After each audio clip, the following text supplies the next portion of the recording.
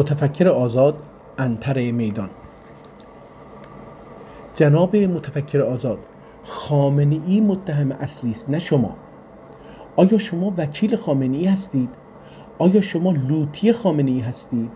آیا شما لومپن تشریف دارید؟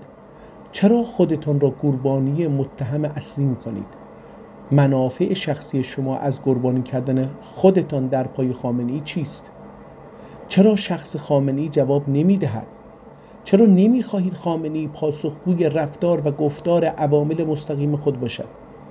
اگر در رسانه‌های جمهوری آذربایجان شمالی و جمهوری ترکیه گفته شود که خامنه‌ای حرامزاده است و زنش را در گمال به رقابا باخته است، آیا شما خوشحال می‌شوید یا آن را به حساب رئیس عالی دولت آن دو جمهوری می‌گذارید، یا آن را تقلیل داده و به حساب گوینده و گرداننده مجلس می‌گذارید؟